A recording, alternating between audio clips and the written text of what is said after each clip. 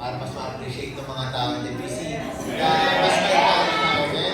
So we will put more effort para sa ating music ministry. Thank you po sa effort ni Ma'am Hana and Sister Sean and Ma'am Karen, si Sister Joyce, to put on more music sa ating and then we encourage those young people po para mag-ano din.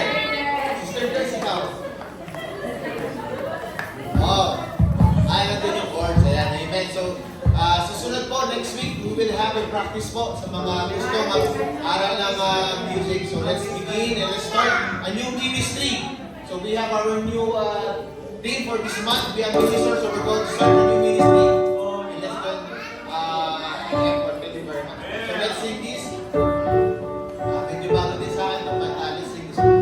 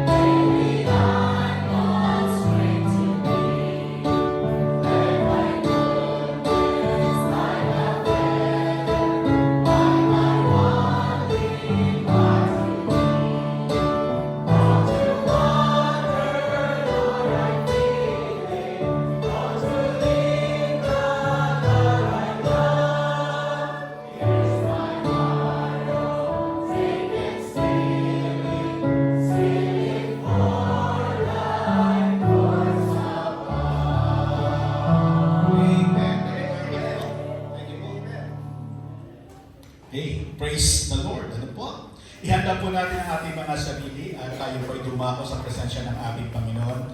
Tawagin po natin si Brother Aaron for the opening prayer.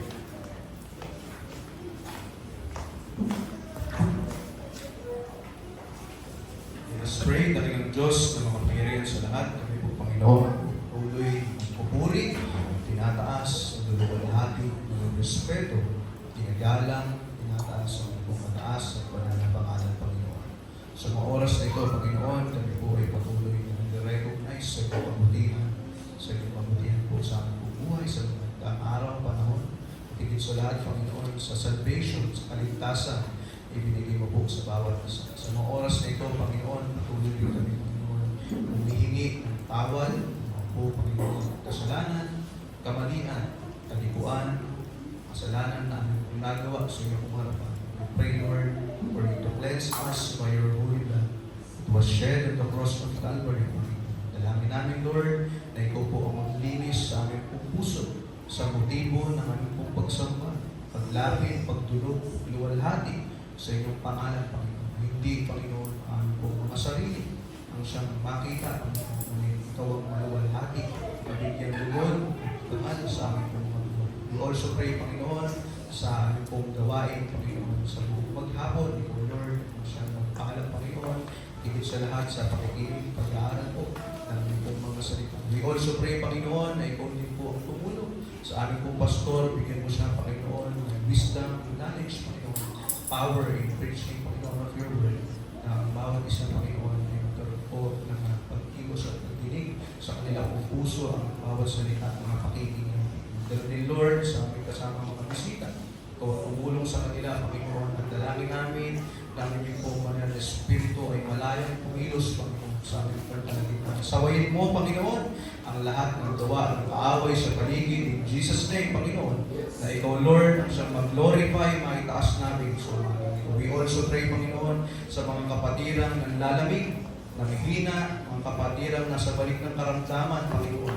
Pagalingin mo sila, Panginoon. Ang mga karamdaman ito ay spiritual and physical, Panginoon. Bigyan mo sila muli ng kasiglahan, lumapit at hanapin, Panginoon, ang iyong kapangyarihan sa kanilang buhay. Salamat, Panginoon, sa inyong po mga ginawang mabuti sa aming pong buhay at patuloy na namin minuluwalhati, itinataas, dinadakila. Ito pong aming dalangin sa matamis na pangalan ni Jesus. Amen. Amen. Amen. Thank you, Brother Aaron. Please be seated. Yes.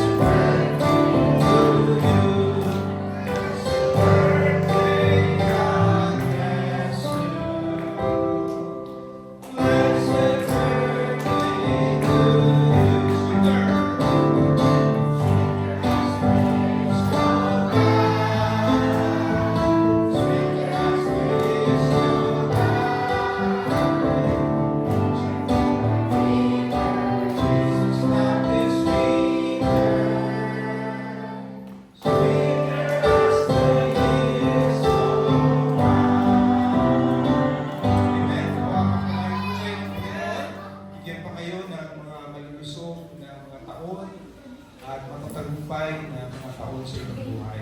So we will ask Brother Joey. Brother Joey na rin po ang siyang lead sa prayer para po sa ating mga birthday celebrant na sila po ay patuloy na pagpalain po ng Panginoon.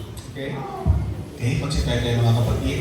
Mag-alay po tayo ng ating panalangin pasasalamat sa ating dakilang lumikha sapagkat sa Kanya lamang nagmumulang lahat ng bagay, maging ang ating mga oras, for our God is the author of our faith.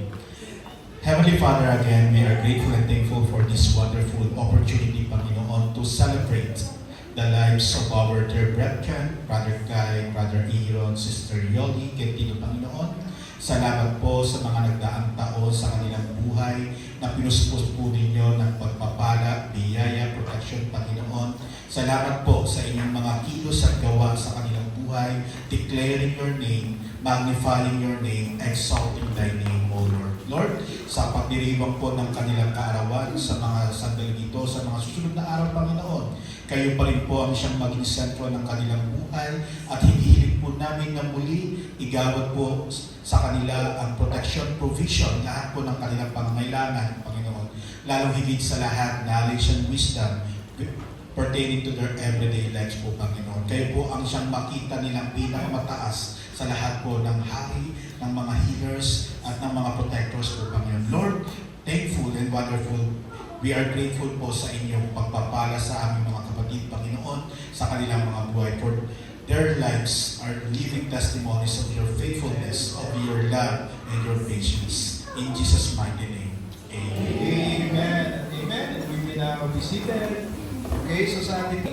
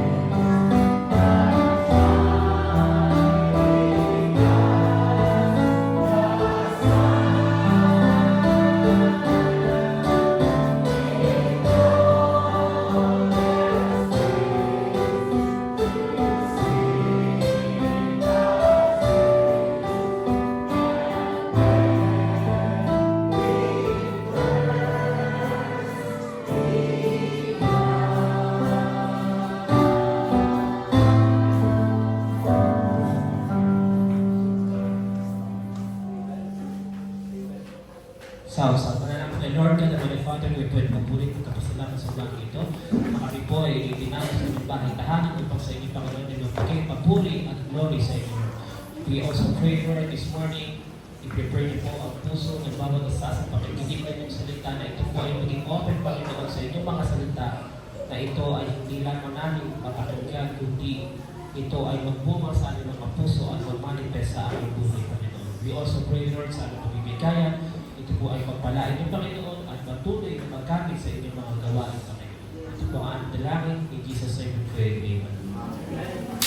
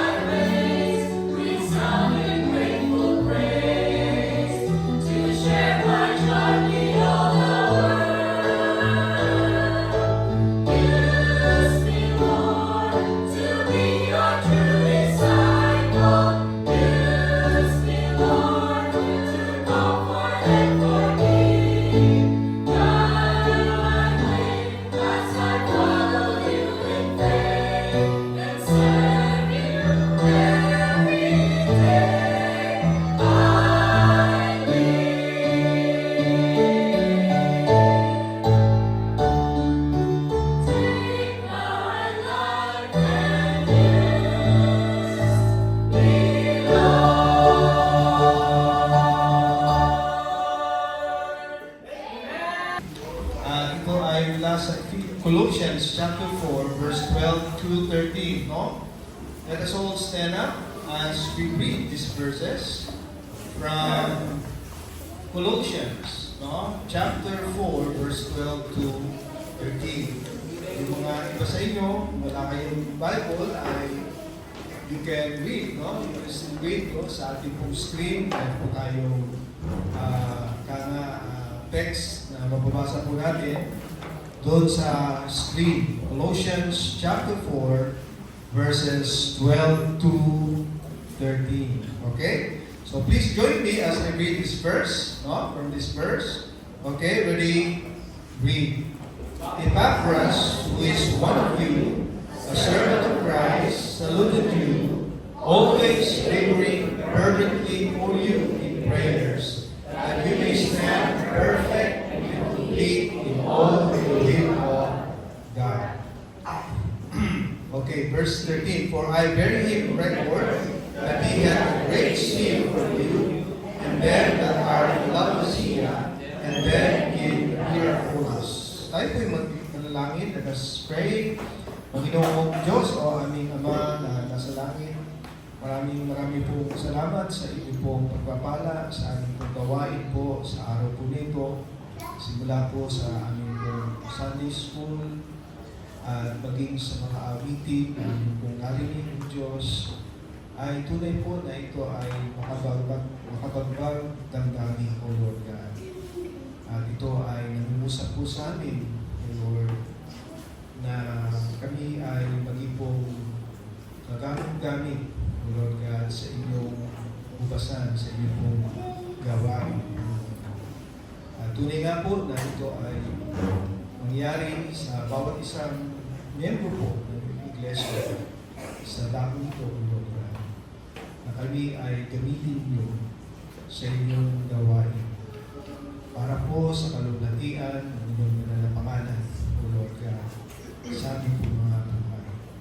Salamat po sa inyong mga salita na nagtuturo sa amin ng magagandang bagay sa aming buhay. At tunay nga po na ang mga salita nyo ay kapaki-pakinabang sa aming buhay.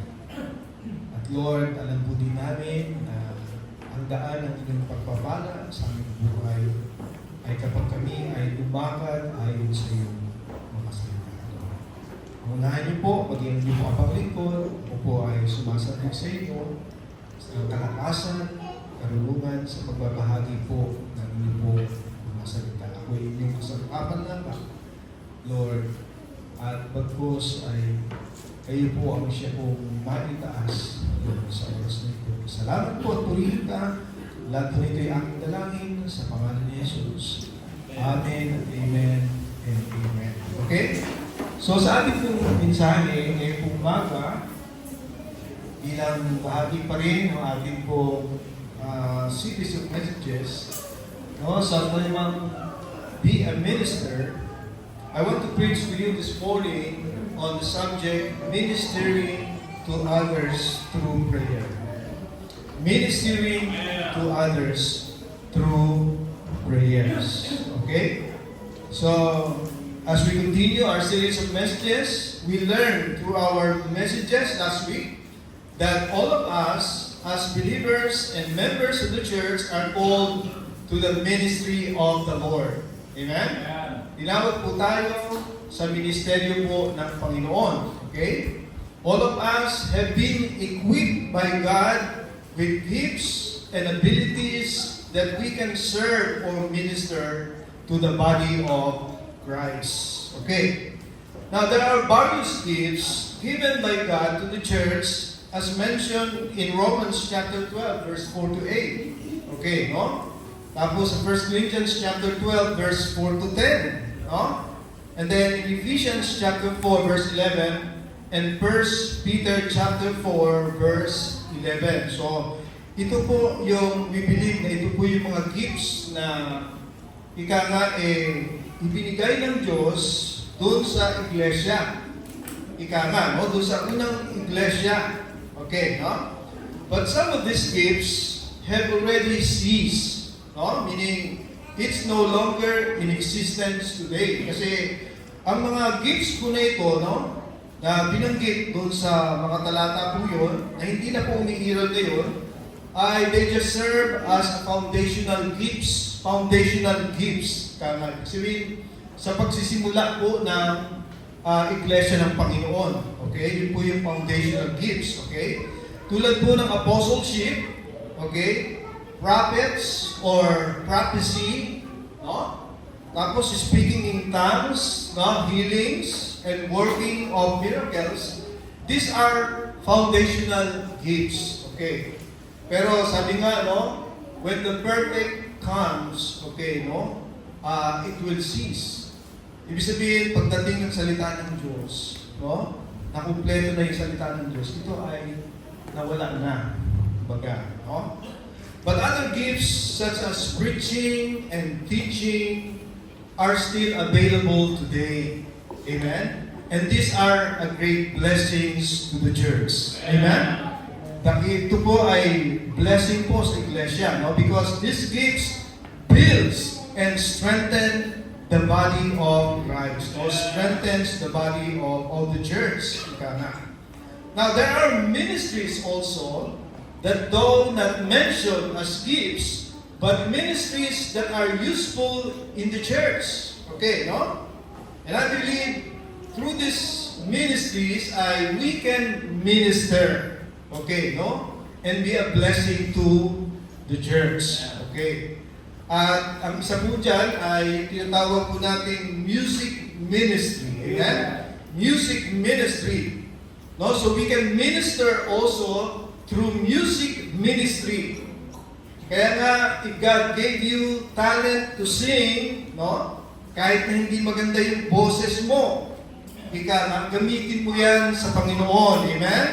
Gamitin mo yan sa Panginoon. No? If you have talent on musical instruments, like guitar, piano, or violin, then use it for the glory of God. Amen? Gamitin mo yan sa kaluwalhatian ng Panginoon. And if you can lead the singing, okay, no? Then please do the song leading. Amen? No? So mag-song leading ka. Ika nga, no? Napakaganda na may bahagi po tayo sa gawain ng Diyos. Amen? Napakaganda no na hindi lang tayo nakaupo no, sa iglesia, kundi meron tayong bahagi sa gawain po ng Panginoon. Okay? But I want to mention one ministry that is very important in the church, no? Where every one of us can be a part. Okay? And through this, we can minister to others or to the body of Christ. And I'm referring to the ministry of prayer. Amen. Ministry of prayer or ministry of intercession. Amen. Okay? And we called it simply as prayer ministry. Okay? So this morning I want to talk about ministering to others through prayer. Based dun sa text po natin sa Colossians chapter 4, verse 12 to 13. I hope na masusundan po natin, no? Ng detalyado yung mensahe na ating narinig no, sa umaga po ito. At tayo ay maging kabahagi no, sa gawain po ito. Ika nga. Kasi ito ay para po sa lahat. No? So, hindi ito para sa ilan, kundi ito para sa lahat ng mga mananampalataya po kay Kristo. Now, we read, no, so Epaphras, no, ay isa po siyang who is a member of a Colossian church. And he was involved in a great ministry, and that is the ministry of intercession. Ministry of intercession. And it's Epaphras that was used by the Lord to start the work in Colossae. No? So siya po yung nagpasimula ng gawain po sa Colosa. But for unknown reason, he left Colosa and went with Paul in his missionary journey. Okay, no? But despite that he was away from his former church, then he continued to minister to them through prayer. Amen? Nagpatuloy pa rin po siya na mag-minister, no? Maglingkod sa iglesia pinanggalingan niya sa pamagitan po ng panalangin. Kaya po, pag-aaralan natin yung kanyang buhay and the wonderful ministry he was involved with, which I hope all of us be involved also. And that is the ministry of prayer. Amen? The ministry of prayer. Tatlong bagay lang po nais kong share sa inyo sa bago pong ito, based po sa talata ito, no? Una sa lahat ay the servanthood of Epaphras. The servanthood of Epaphras. Okay? So, first of all, Epaphras was mentioned, no, in our text by Paul as who is one of you. No, sabi po doon sa talata, Epaphras, who is one of you. Okay? Anong ibig po sabihin po doon? Who is one of you? It means that Epaphras was a member of the church. Amen? Member po siya ng iglesia, no? Siya ay isa o kaisa po, no? Doon sa kalipunan ng mga mananampalataya, doon sa Colosas, no? He was a member of the church in Colossae. Okay, no? And I believe he is an active member. Aktibo siyang miyembro doon sa iglesia ng Colosas nung siya ay kasama pa doon. No? And by the way, alam natin siya po yung founder, siya po yung nagsimula ng gawain po sa Colosas. Kaya he was an active member of the church in Colossae, and also he was also remained active member even he was away from them. Napakaganda, kaya no? Nakatangian. So sana kung ikaw ay member ng iglesia, dapat hindi ka lang maging member, dapat maging active member ka ng church. Amen? Dapat maging active ka ng member mo ng iglesia. Amen? So si Epaphras, he was an active member of the church. And he began to minister to them as soon as he became a member of that church. And let me say this, brothers and sisters, the start of our service to God and to others is as we become member of the local church. Amen?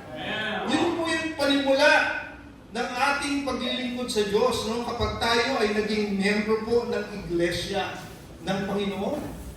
And actually, the church is the right place to serve God. No? It is the right place to serve God. And is within the context of the local church. Yun yung tamang lugar para maglingkod ka sa Panginoon.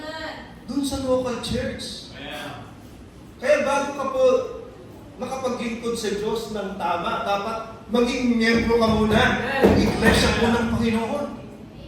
Kasi pagka naging miyembro ka ng iglesia po ng Panginoon, you will have a sense of belongings to the family of God, where you belong. Hindi po katulad ng, kung hindi ka po miyembro ng local church, no? You have no sense of belongings, and therefore, you have no sense of responsibility as well as the other members of the local church. Kasi hindi ka obligado eh. You are not obliged. Why? Because you are not a member. Kaya nga po yung reason kung bakit may mga mananampalatayang ayaw po nila maging member po ng local church. No? Why? Because they don't want to be involved in the responsibility within the local church. No? They don't want to be committed to the local church because once you become a member, then you must be committed to support your local church. You are committed to support the ministries of the local church. You are committed to minister to your fellow members of the church. And of course, you are committed to give your tithes and offering. Kung hindi ka po miyembro, hindi ko po i-require sa iyo na magbigay ka po ng tithes and offering. Pero once na ikaw ay maging miyembro po ng iglesia, you are required to give your tithes. Okay. So parang katulad yan ang mga couples, no? Who don't want to get married. O, di ba? May mga couples na nagsasama lang po sila, pero ayaw po nilang magpakasal. Okay. Kasi pagka ikinasal po sila, ibang usapan na po yun. A married person is obliged to support his family, to be faithful to his wife or to her spouse. No, but an unmarried person has reservation. Meron siyang pasubali kasi hindi naman sila kasal eh. Hindi naman sila talagang mag-asawa. So for a believer to be able to minister to God and to others, he or she must become a member of the local church. Yun po yung tamang lugar para ikaw ay makapaglingkod sa Panginoon. Kailangan po maging member po ng local church.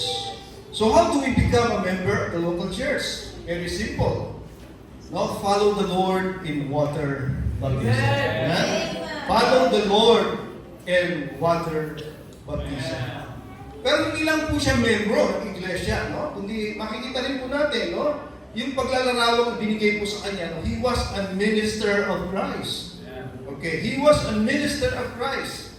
Pansinin niyo yung ginamit na salita, no? A servant of Christ. A servant of Christ. Now, the word servant actually is the same as minister. Minister of Christ. So if you're a minister, then you are a servant. Amen? You are a servant. Okay. Now, tinawag po siyang servant of Christ kasi talagang totoo naman po siyang lingkod ng Diyos. Amen? Kasi naglilingkod po siya sa Panginoon. Amen? He is serving Christ. No, he is willing to serve, and he served Christ through the church. Okay. Now, how about you, brothers and sisters? Can you call yourself a servant of Christ? No, so, but ang problema, hindi ka naglilingkod sa Panginoon. You are not willing to serve God in your life. So, may itatawag ka lang, tama lang tawagin kang servant of Christ if you are truly serving Christ in your life. Okay. At alam niyo ba, isang napakahalagang aspeto ng pagiging lingkod ng Diyos ay yung pagpapakumbaba. So, yun po yung sinasabi ni Jesus. Yun po yung nilalarawan ni Jesus doon sa may John chapter 13. Nung hinugasan niya yung paa ng mga apostol. Pagkamat siya ay guro, pagkamat siya ay Panginoon, pero hinugasan niya yung paa ng mga apostol. Nagpapahayag po ng paglilingkod. Doon sa kanya po mga apostol. Okay? At ganun din sa paglilingkod sa Diyos. Na ito ay humihingi ng kapakumbabaan sa ating mga buhay upang tayo ay paggamit po niya sa larangan po ng paglilingkod. No? Okay? Sabi nga po ng Bible, God resisted the proud and giveth grace unto the humble. Okay? Pangalawa pong bagay, no? So sa ating pong mensahe, okay? Let us look how Epaphras ministered to God's people. Okay? Secondly, ay the striving of Epaphras. No? The striving of Epaphras. No? Now, on the first place, Epaphras ministered to the church of Colossae by starting that church. No? Naglingkod po siya. Pasimula pa lang, no? Ay naglingkod na po siya doon sa church of Colossae sa pamagitan po ng pagsisimula, no? By starting that church. Actually, it was not Paul who pioneered the church in Colossae. Okay, it was Epaphras. In fact, hindi pa po nakarating po si Pablo doon sa Colossae. Ika nga. No, so, kaya po si Epaphras ang siyang ginamit ng Diyos para po masimulan ang gawain po doon sa Colossae. At mababasa po natin po yan dun sa Colossians chapter 1, no? Beginning verse 4 hanggang verse 7. Na ganito po yung sinasabi, since we heard of your faith in Christ Jesus and of the love which you have to all the saints, for the hope which is laid up for you in heaven, whereof you heard before the word of the truth of the gospel, which is come unto you, no? Meaning sa Kulosa, as it is in all the world, and bringeth forth fruit, as it do also in you, since the day you heard of it, and knew the grace of God in truth. And then in verse 7, sabi ko, as you learn of Epaphras, our dear fellow servant, who is for you a faithful minister of Christ. So, ang nagsimula po ng gawain po sa Kulosa ay si Epaphras. Okay. Pero hindi po nanatili si Epaphras doon sa Colossian Church. Pagkatapos po itong ma-establish, ay he entrusted it to an elder. And I believe ito ay si Archippus o Archippus, no? At siya po ay nagpunta sa Rome, where he met Paul and became companion of Paul and fellow prisoner of Paul. Pero tingnan po nyo, no? He did not stop ministering to God's people. He continued ministering to them through prayer. Amen? Nagpatuloy po silang maglingkod sa mga mananampalataya sa Kulosa sa pamagitan po ng panalangin. No? He interceded on their behalf and he did it faithfully. Ginawa po niya itong matapat na paglilingkod sa mga mananampalataya po sa Kulosas. Natingnan po ninyo, no? Yung uri ng panalangin, meron po si Epaphras para sa mga mananampalataya kay Kristo. Doon sa verse 12, if you will read once again, sabi doon, Epaphras, who is one of you, a servant of Christ, saluted you, always laboring fervently for you in prayers, that you may stand perfect and complete in all the will of God. No? So first, makita po natin yung manner, no, ng kanyang prayer, the manner of his prayer. No? So, Paul tells us how Epaphras prayed for the church. Okay? Una po sa lahat ay continual prayer. Yung prayer niya po dun sa mga mananampalataya ay continuous, continual. Kaya sabi ko, always, lagi po siya nananalangin, no? Always laboring fervently for you in prayer. Now, yung salitang always does not mean Epaphras did nothing but pray. Because he labored as well in the Word. No, siya po ay nagpagalbing. No, kabahagi po niya si Pablo. No? Sa pangangaral po ng salita ng Diyos. Pero along with his labor, he labored in prayer as well. He continued in prayer. He prayed without ceasing. Amen? Siya po'y nananalangin nang wala pong pati.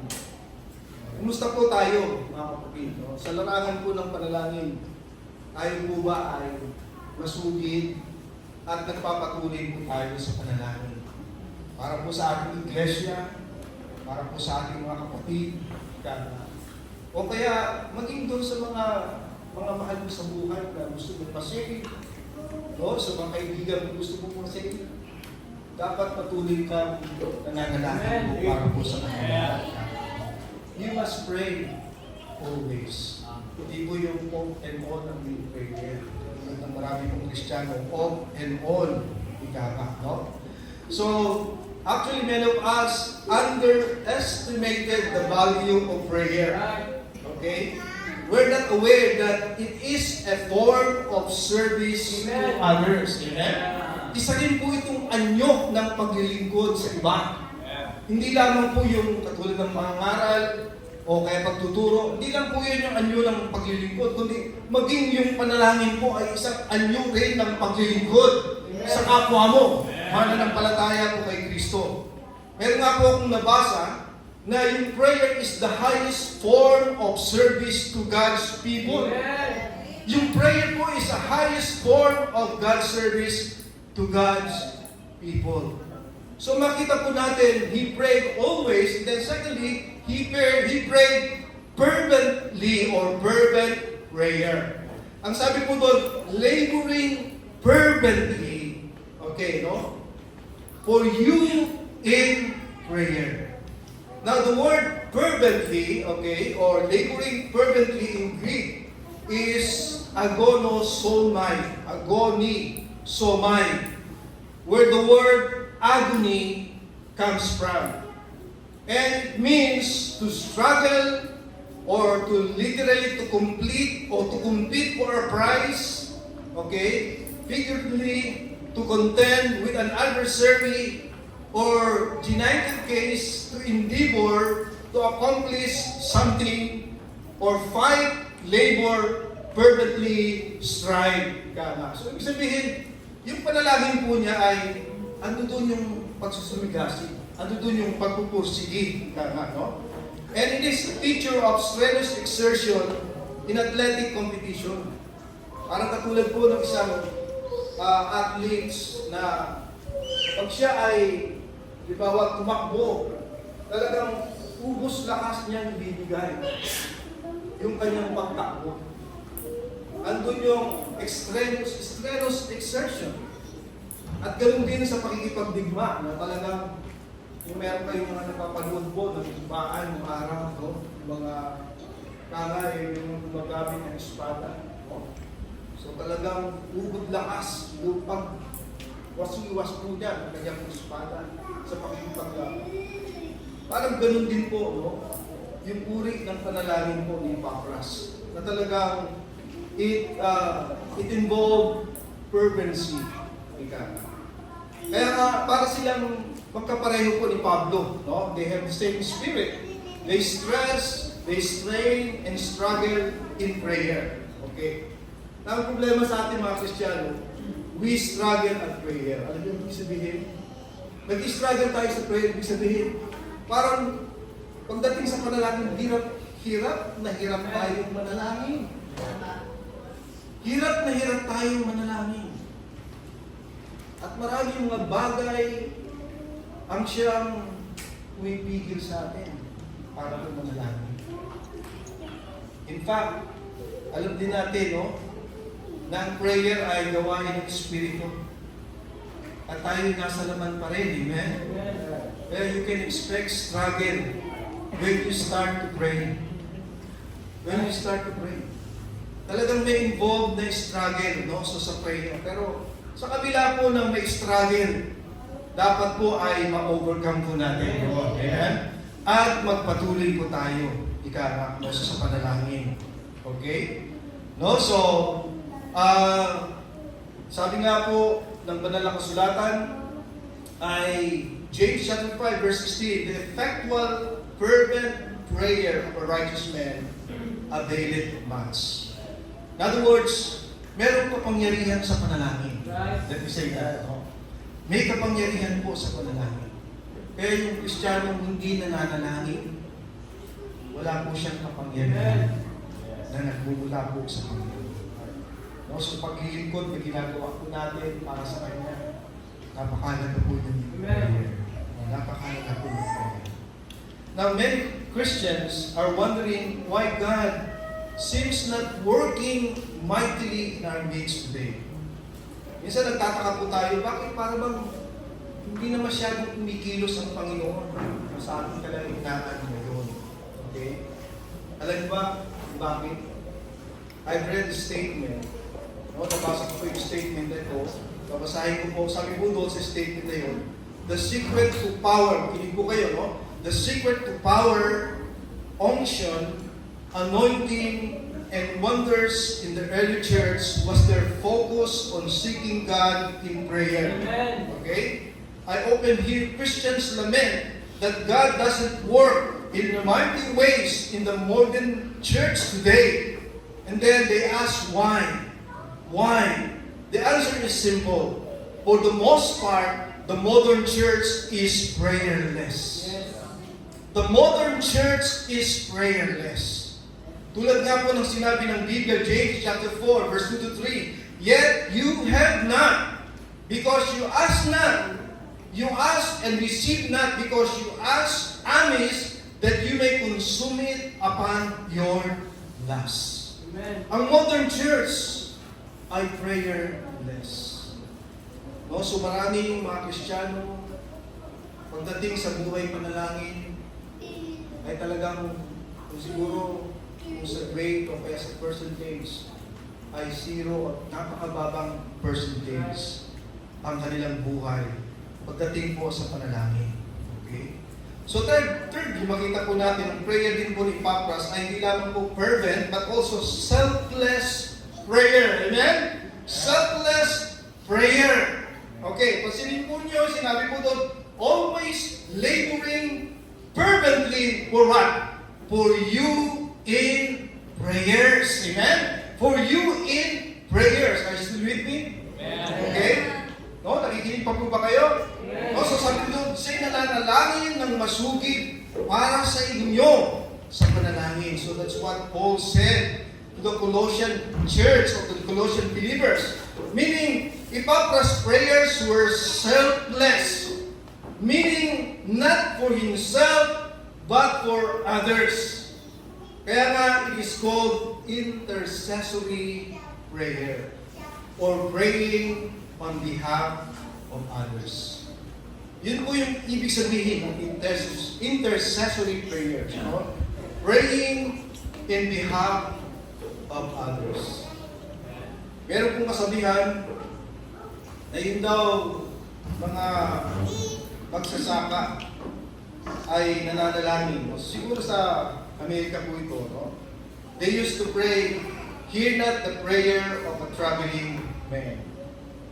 Kasi yung mga naglalakbay, ang gusto nila ay maaliwalas na panahon. Kasi hassle sa kanila kung sila ay maglalakbay. Nang umuulan, o hindi ba po maganda po yung panahon. Pero, kaya yung panalangin po ng mga maglalakbay na, Lord, nawa ay bigyan mo kong magandang panahon para ako yung mapaglakbay. Pero hindi inisip na hindi ganun yung panalangin po ng mga magsasaka. Ang panalangin ng magsasaka, Lord, send more rain. Di ba? Magpadala ka po ng ulan. Kasi yun ang kailangan po nila. Kaya what I mean is, pag tayo nanalangin, huwag po tayong laging selfish sa ating prayer. Ako. So, minsan, ganun ang laging laman ng ating pong panalangin. Alam niyo ba, it's a sign of, actually, immaturity. It's a sign of immaturity. Ang isang mature na Kristiyano ay hindi po siya makasarili. Parang sa bata, di ba? Yung mga bata, pagka tendency ng bata, dahil bata pa po sila, tendency po na ay yung kanilang sarili. Pero habang lumalaki na po sila, nagiging mapagbigay na po sila. At ganun din sa Kristiyano. No, so, nahalata mo ang isang Kristiyano na matured kapag ang prayer niya ay para sa iba, hindi po para po sa kanyang sarili. Hindi po para po sa kanyang pong sarili. Okay? His prayers were selfless. Okay? Now, paano po tayo manalangin? How do we pray? Sabi po ng James chapter 4 verse 3, sabi po doon, you ask and receive not, because you ask amiss, that you may consume it upon your lust.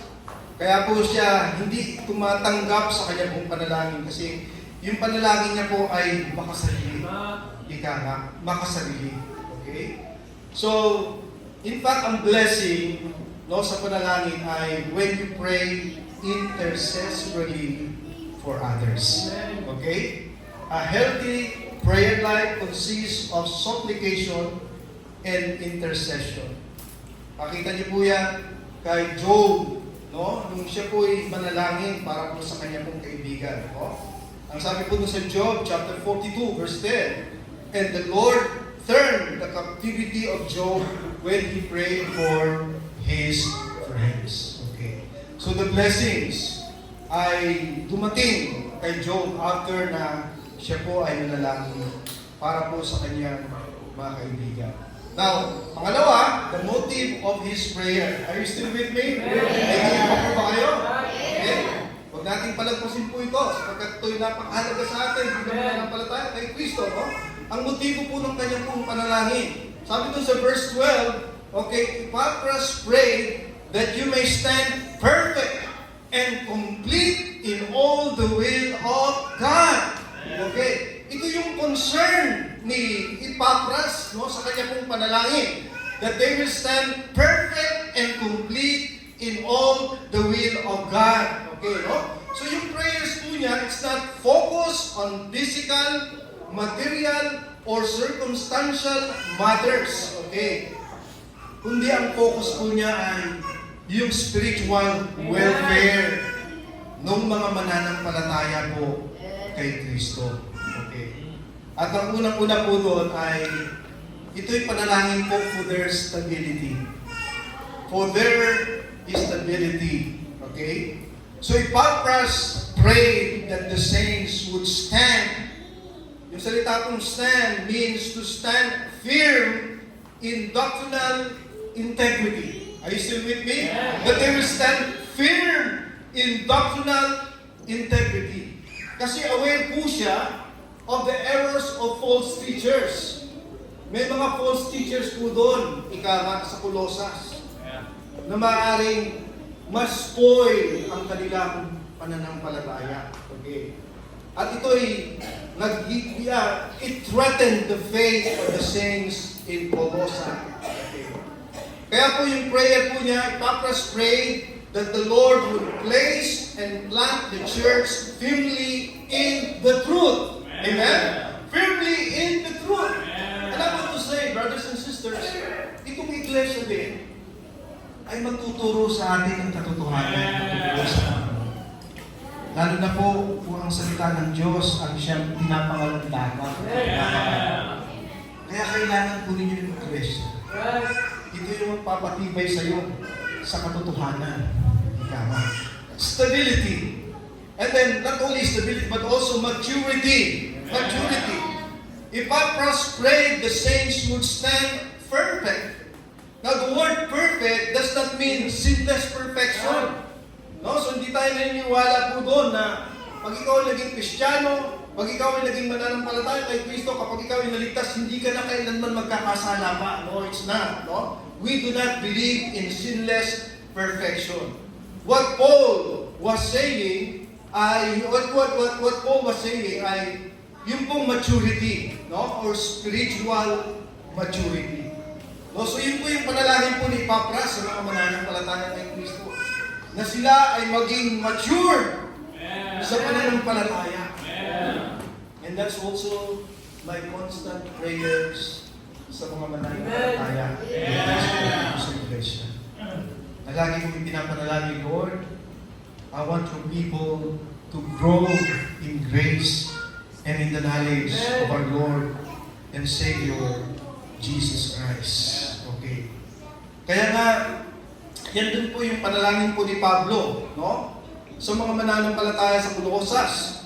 Sabi niya po doon sa Colossus, Kapitulo 1, versikulo 28, sabi niya, whom we preach, warning everyone and teaching everyone in all wisdom, that we may present every man perfect in Jesus Christ. Amen? At di lamang po maturity, but also completeness.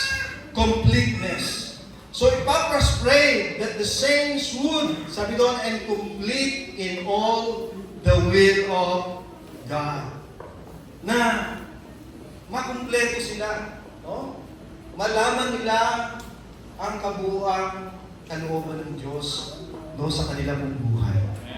Okay? So ganun din po, no? Yung panalangin po ni Pablo sa mga Kristiyano, kasi hindi pa po siya nakapunta doon, no, sa Colossus. Pero nung nabalitaan niya po na may iglesia doon sa Colossus, okay, ay nasimula rin niyang panalangin yung mga Kristiyano doon sa Colossus.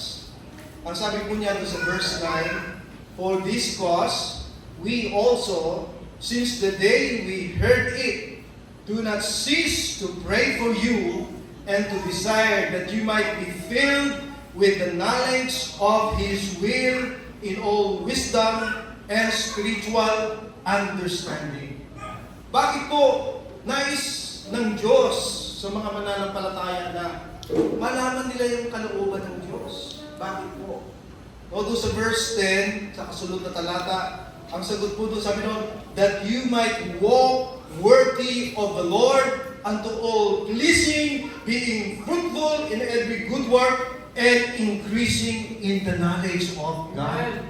So ang susi, para ikaw ay makalakad sa kalooban ng Diyos, malaman mo muna yung kalooban ng Diyos. Amen? Sa iyong buhay. Malaman mo kung ano yung kalooban ng Diyos sa iyong buhay. At pagkatapos mo yung malaman, then magsimula kang lumakad doon sa kalooban po ng Panginoon sa iyong buhay. Pangatlo, I hope hindi po kayo naiinip. Okay, tatlong bagay, the solicitude of Epaphras. The solicitude of Epaphras.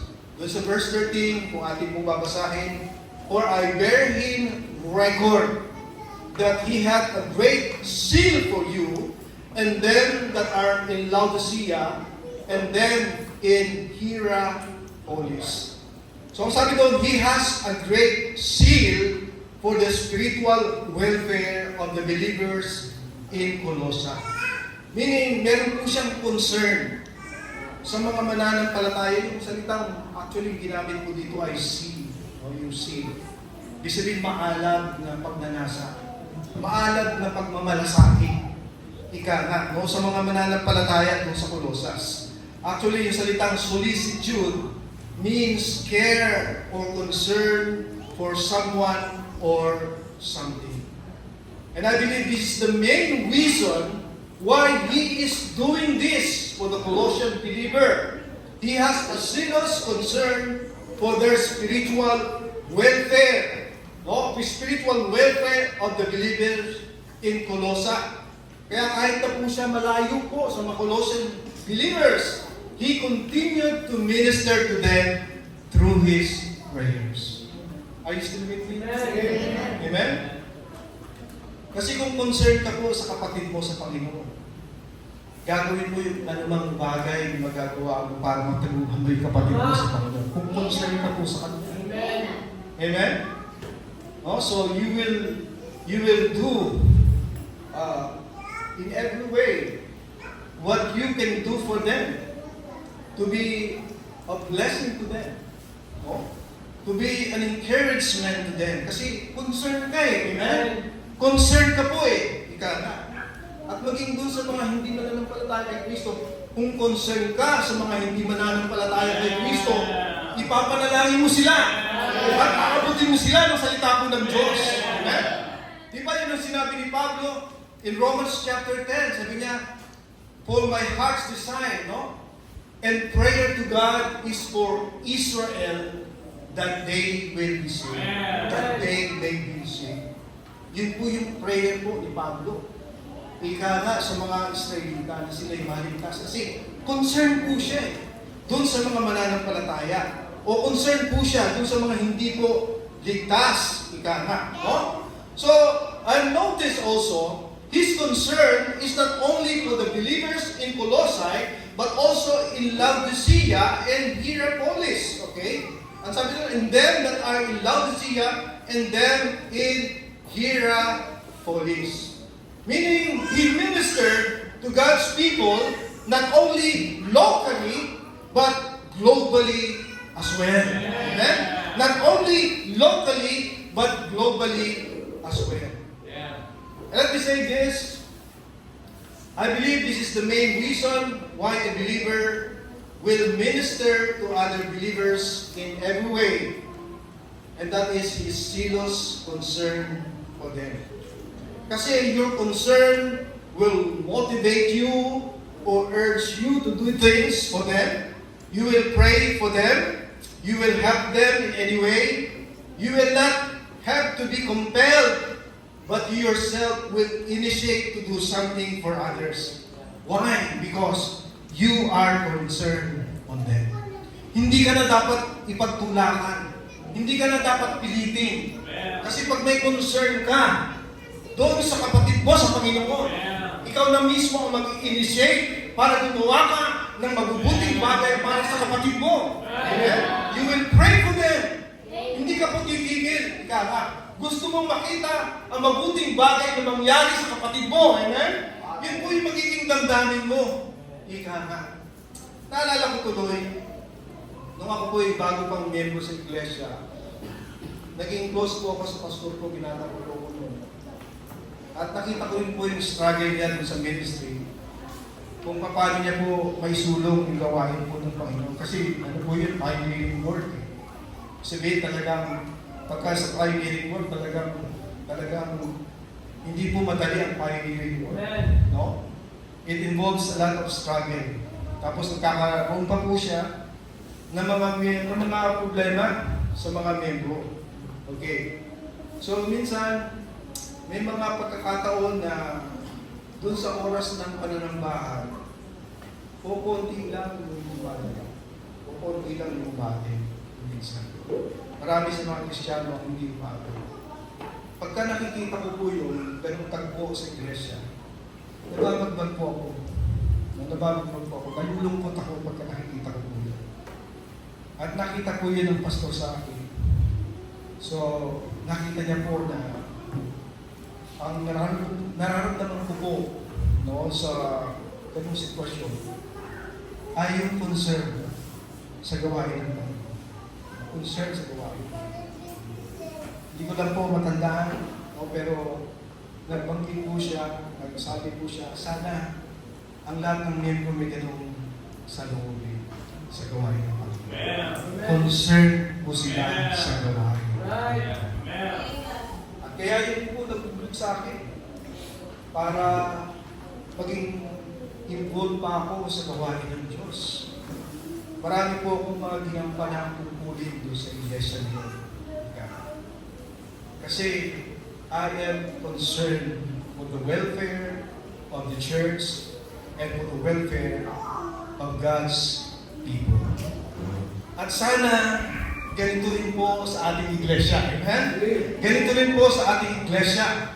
May our concern drive us to minister to others, not only to the members of our church, but to other believers as well, and to the lost in Christ. Let us reach them with the gospel of Jesus Christ for them to be saved. So let's continue to pray for believers in Jesus Christ, even for the unsaved. For Christ's sake, let us eagerly involve in the ministry of intercession. Let us eagerly involve in the ministry of intercession. I want to end this message sa isang nabasa po nating kwento tungkol po sa isang professor, na ang pangalan niya po ay Hans. At siya po ay taga-Europe. Taga-Europe po siya. I believe sa France, okay? At tumakas po siya doon sa Europe at nag-immigrate po siya doon sa Amerika. Kasi, siyempre, gera po nung mga pagkakataon po yun. Gera po nung pagkakataon po yun. Kaya, umalis po siya doon sa Europe. And he became a respected faculty member of a seminary in America. Pero, there was a time na yung asawa po niya ay namatay. Namatay po yung asawa po niya. At dahil po doon sa namatay asawa niya, mahal po niya, Hans suffered a crisis of faith. No? So minsan, kinumusta po siya nung seminary president at ilan pa po sa mga kasama. No? So, at sinabi sa kanya, na gusto po siyang ipanalangin. So ang sagot po niya, I'm no longer able to pray to God. Parang nawala yung pananampalataya niya. Tapos sabi ko niya, in fact, I'm not certain I believe in God din po. Pero ang sabi ko sa kanya, ang seminary president, tsaka kasama po niya, so that we will believe for you. And we will pray for you. Sabi niya, we will pray for you. Kaya yung pong apat na yun, yung president at yung tatlong kasama po niya, ay araw-araw po nilang ipinapanalangin yung professor po na yun. Namumina yung pananampalataya. Hanggang isang araw, ay binati po sila itong si Hans. After po ng 3 months na sila nag-pray po para po sa kanila. At meron na siyang ngiti sa kanyang bibig o sa kanyang mukha. At sabi niya po doon sa mga Kristiyano doon, no, sa President at yung tatlo Kristiyano na lagi po para sa kanya, sabi niya, it is no longer necessary for you to pray for me. Sabi po niya, hindi niyo na kailangan manalangin para sa akin. But instead, I would like you to pray with me. Sabi niya, I would like you to pray with me. In other words, yung prayer po, itong mga Kristiyano ito, ay nag-work out doon sa tao niya. I believe also na yung ating din pong panalangin, masugid na panalangin para sa iba, will work out for their good, for their upliftment, for their spiritual growth, and everything good we are praying for them. Also, let us be involved in the ministry of intercession. If there is any opportunity for us to pray, then let us pray. Yung prayer meeting, huwag natin itong pabayaan. That is an opportunity for us so that we can pray to others. Yung prayer breakfast, yung ginagawa po natin, that is an opportunity for us to pray for our brothers and sisters in Jesus Christ. Let us be involved in the ministry of intercession because that is a very important ministry in the church. Amen? Let us pray. Let us pray. Let us pray. Naalala ko po, dito mo tatapos. Meron ako kilala isang pastor. Ang pangalan niya po ay si Bill Tisdale. Bill Tisdale. Kami po ay nasa Problem Baptist pa po. Isa po siya sa mga popular na missionary, si Bill Tisdale. Kasi ang ganda ng boses po niya. Napakaganda ng boses po niya. At bukod po doon, ang galing na rin po mag-preach. Talagang kukunin niya yung attention ng tao. Pag siya po yung nagsalita, talagang makukuha niya yung attention ng tao. Kaya pagka nabalitaan kong ang siya ang speaker, talagang ang dami yung nakikinig. Ang pangalan niya po ay Bill Tisdale. Pero there was a time na yung boses niya po nasira. Kasi talagang pag siya nag-preach, talagang bigay todo eh.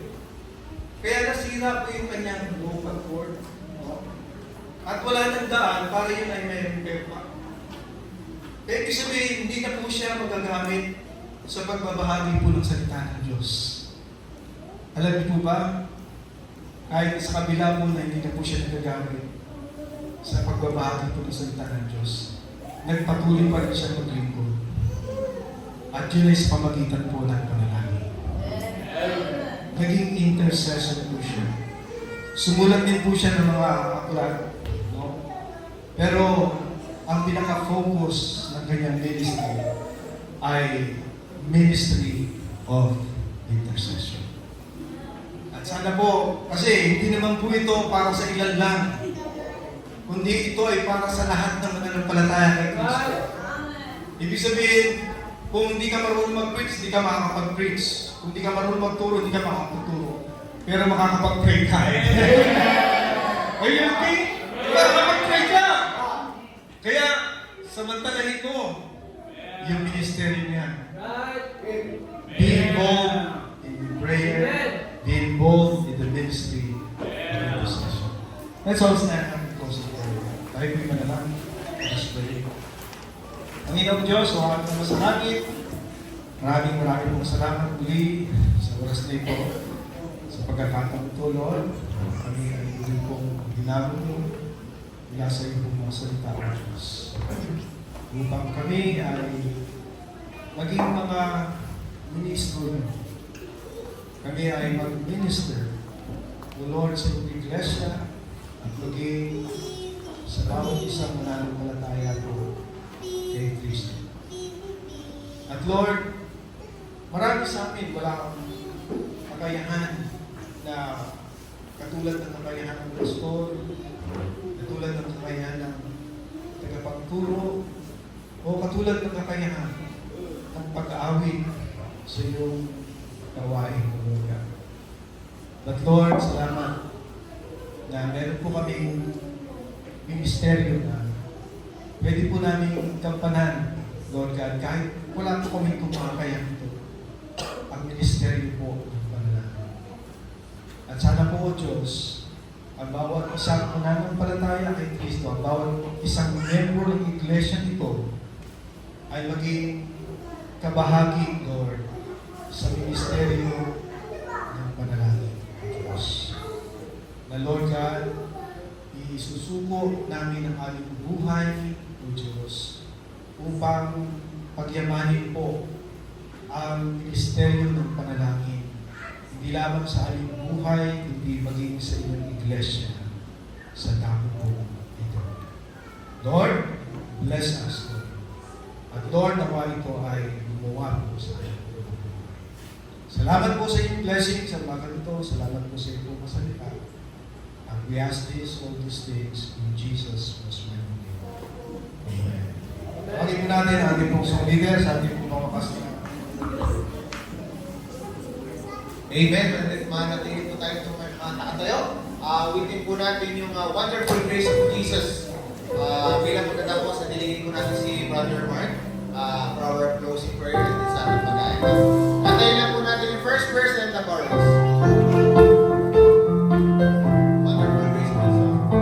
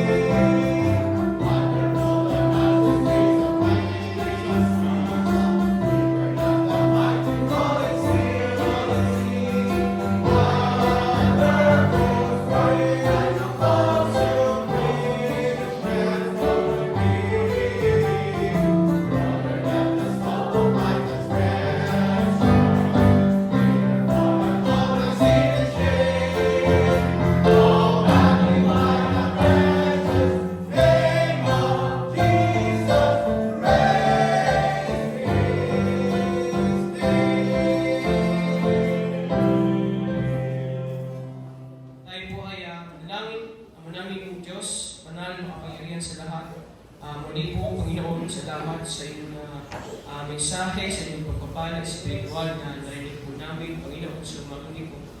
Dalangin namin, Panginoon, na kami po ay patuloy po ninyong guruan, patuloy po ninyong kaming gabayan, Panginoon, sa aming po pagpapanalangin. Dalangin namin, Ama, sa mga prayer po namin na sasambit namin, Panginoon, nawa ay ang mga bagay po na ito ay makapagbigay ng kaluguran, Panginoon, sa inyong mga pangalan ng mga dalangin namin na hindi lamang po, Panginoon, sa mga pangsarili na kapakinabangan po namin, kundi para po, Panginoon, sa lahat ng member ng inyong mga iglesia, dalangin namin sa pag-pray po namin, Panginoon, dalangin namin ay makita po namin ang inyong kalooban, Panginoon, sa mga isa ng mga anak. Dalangin namin, Panginoon, na sa pamamagitan, Ama, ng inyong salita, sa pamamagitan, Panginoon, tao na tinawag po ninyo sa inyong gawain, ay magabayan kami, Panginoon, sa tamang panalangin, Ama. Di lamang po ito na nagagamit namin sa mga personal na bagay, Panginoon, kundi po para po sa ikalala ko ng aming pong spiritual na pamumuhay, Ama. Muli po, sa umagang ito, dalangin namin na naging tama ang puso't isip namin na pagtanggap ng inyong salita. Na hindi lamang, Ama, sa oras po na ito ay natanggap namin ang inyong salita, kundi kumanin sa aming mga puso, Panginoon, na magamit namin sa pang-araw-araw po ng buhay namin bilang yung mga anak. Dalangin namin, Panginoon, sa umagang ito, sinaman po, Panginoon, na mga nataliman ng inyong salita. Dalangin namin, Panginoon, ang inyong pagkilos sa kanila. hindi lamang na itanim, kundi lumabok, Panginoon, at ang magamit din po ninyo para po sa ikalalan ng patuloy na inyong po nagawain. Ama, sa oras po na ito, dalangin namin sa mga bawat na isip namin nagawa at nasambit, Panginoon, ay nakitaas ka po namin naman. Patawad, Panginoon, sa mga pagkukulang at ang pagkakasala po namin muli. Sa aming pong pag-iwahiwalay, ay po nawa ang siya ng patuloy na mag-ingat sa bawat isa. Panginoon, meron din sa aming nakakain, Panginoon, ng pang-pisikal, Panginoon, dalangin namin kung nawa ay ang siya ng patuloy na magpahal sa mga bagay na ito. Sa pagpapatuloy niyong gawain, mamaya Ama, dalangin ko po na patuloy po ninyong ibalik ang mga anak sa pagpapatuloy na ng pagtanggap ng inyong dakilang pagpapala sa pamamagitan ng inyong pong salita. Muli po, patawad naman sa mga pagkukulang pagkakasala po namin. Patuloy ka po namin tinataas. Ito po ang isang dalangin sa pangalan ni Jesus namin Diyos at aming tagapagligtas. Amen.